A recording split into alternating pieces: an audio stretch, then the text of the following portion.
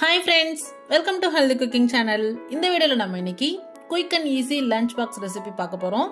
சுவையான மாயிஞ்சி சாதம் எப்படி செய்யலாம்னு பார்க்கலாம்.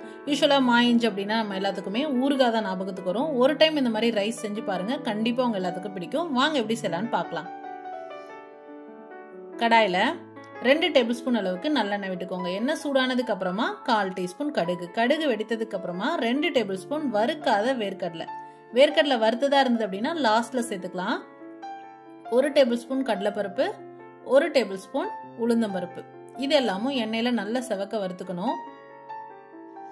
அடுத்ததா காரத்திற்கேற்ப காய்ந்த மிளகாய். நான் 8 காய்ந்த மிளகாய் இந்த மாதிரி கிள்ளி சேர்த்திருக்கேன். 2 கொத்து கருவேப்பிலை. மிளகாய் நல்லா செவக்க வறுத்தரணும்.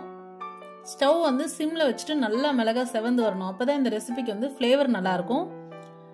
அடுத்ததா பூண்டு, ஒரு முழு பூண்டு, 2 கைப்பிடி அளவு சின்ன வெங்காயம் பொடியா நறுக்கி சேர்த்துட்டு கண்ணாடி பதம் வர அளவுக்கு வதக்கி எடுத்துக்கோங்க. அடுத்ததா 1/4 டீஸ்பூன் பெருங்காயத்தூள், 1/4 டீஸ்பூன் மஞ்சள் தூள். எண்ணெயிலே பச்சை வாசனை போற அளவுக்கு வறுத்து எடுத்துக்கணும். அடுத்ததா தோலை சீவிட்டு நம்ம கேரட் கிரேட் பண்றோம் இல்லையா, அந்த மாதிரி இந்த மாயிஞ்ச துருவி எடுத்துக்கோங்க. எடுத்துட்டு 200 கிராம் அளவுக்கு மாயிஞ்சு துருவி எடுத்துட்டு நல்ல எண்ணெயில போட்டு ஒரு 2-3 நிமிஷம் வதக்குனா போதும். அடுத்ததா 2 எலுமிச்சைப்பழ சாறு சேர்த்துட்டு ஸ்டவ் ஆஃப் பண்ணிடுங்க.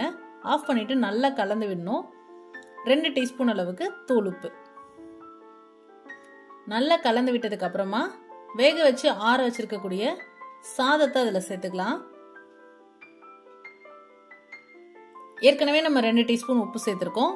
இப்போ 1 டீஸ்பூன் அளவுக்கு உப்பு சேர்த்துட்டு எல்லாத்தையும் சேர்த்து நல்லா கலந்து விட்டுருங்க. மா இஞ்சிக்கு பாத்தீங்கன்னா ஃபிளேவர் மட்டும்தான் இருக்கும்.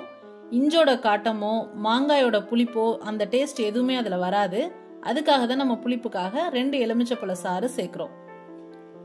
உங்களுக்கு அது எலுமிச்சைப்பழ சாறு டேஸ்ட் வேண்டாம் அப்படின்னா ஸ்கிப் பண்ணிக்கோங்க. இப்ப இது எல்லாத்தையும் சேர்த்து நல்லா கலந்து விட்டுருங்க.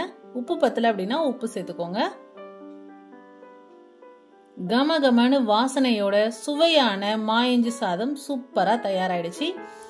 இந்த கிழங்கு வறுவல் வேணாலும் வச்சு சர்வ் பண்ணலாம். இல்லை அப்படின்னா மீன் பொரிச்சது, மீன் வறுத்தது, முட்டை வறுத்தது, இந்த மாதிரி எது கூட வேணாலும் அட்டகாசமான காம்பினேஷனா இருக்கும். ட்ரை பண்ணி பார்த்துட்டு உங்களை கமெண்ட் மறக்காம சொல்லுங்க ஃப்ரெண்ட்ஸ்.